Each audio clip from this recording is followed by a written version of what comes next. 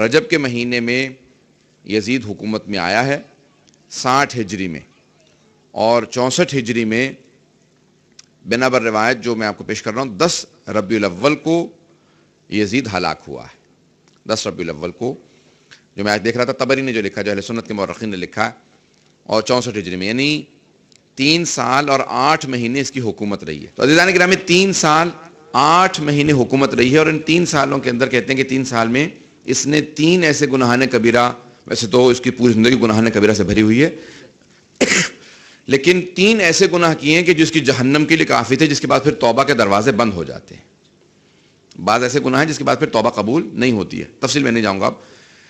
تو پہلے 61 ہجری کے اندر واقع کربلا اس کے ہاتھوں ہوا، 62 ہجری کے اندر واقع ہرہ، اور 63 ہجری کے اندر جو خانہ کعبہ پہ حملہ کیا، منجنیق سے باقاعدہ خانہ کعبہ کے غلاف تک کو آگ لگا دی گئی اس کے یزید کے ہاتھوں۔ اب 64 ہجری کے اندر جب اطباء کو بلایا گیا، طبیبوں کو بلایا گیا، جو اس زمانے کے ڈاکٹرز ان کو بلایا گیا، کہا یزید کو سکون نہیں ملتا ہے، کہا کہ اس کو ایک ایسا مرض لاحق ہو گیا ہے کہ اس کا کوئی علاج نہیں ہے، اور اس کا مرض معلوم ہی نہیں ہے کہ اس کو مرض ہے کیا، اس کی بیماری ہے کیا۔ عزیزان گرامی، وہ سب سے بڑی جو اس کی بیماری تھی کہ اس نے سید الشہداء کے قتل میں حصہ لیا تھا، بس وہی اس کا حکم صادر کر دینا اسے بیمار کر دینے کے لیے کافی تھا، کہ ذہنی مریض بھی تھا، روحانی مریض بھی تھا، جسمانی مریض بھی تھا۔ اب اس کی رواں جو ہے بالکل اس کی جو نفسیاتی کیفیت تھی، تو اس کو اطباء نے، اس زمانے کے طبیبوں نے کہا کہ تم شکار پہ جایا کرو، سیر و تفریح میں زیادہ سے زیادہ وقت گزارو، اس سے تمہیں سکون ملے گا۔ تو اب 64 ہجری کے اندر یہی ربیع الاول کا مہینہ تھا، اس نے باقاعدہ 10,000 کا لشکر بنایا کہ میرے ساتھ شکار کھیلنے چلو۔ اور ایک مرتبہ 64 ہجری میں جب یہ یزید ملعون گیا شکار کے لیے، تو تقریباً 2 دن کا مسلسل دمشق سے اس نے سفر کیا، اور دمشق سے دور ہو گیا،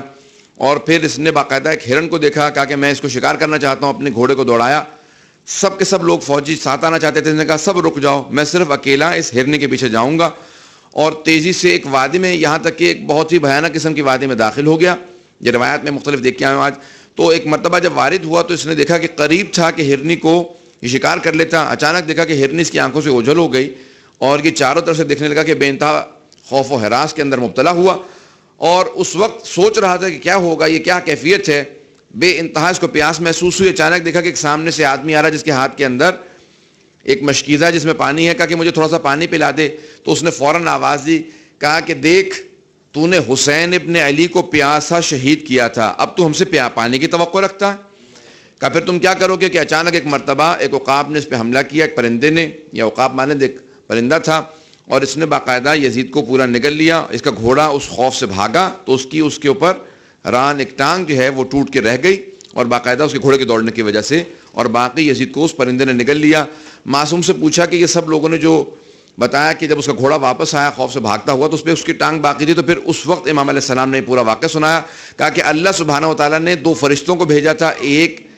جو انسانی شکل میں آیا تھا جس نے پانی دکھایا تھا، اور دوسرے کو عقاب کی شکل میں بھیجا جس نے اس کو باقاعدہ کھا لیا، اور قیامت تک کے لیے مسلسل اس کو چیرتا رہے گا، کھاتا رہے گا، پھر اگل دے گا، پھر دوبارہ کھائے گا۔ کہا قیامت تک کے لیے یہ یزید کا عذاب ہے، اس کے بعد اس سے زیادہ عذاب ہے۔ عزیزان گرامی، یہ قتل سید الشہداء کا اس کے اوپر جو عذاب نازل ہوا اس دنیا کے رحمتک یا ارحم الراحمین وصلی اللہ علی محمد وآلہ الطاہرین۔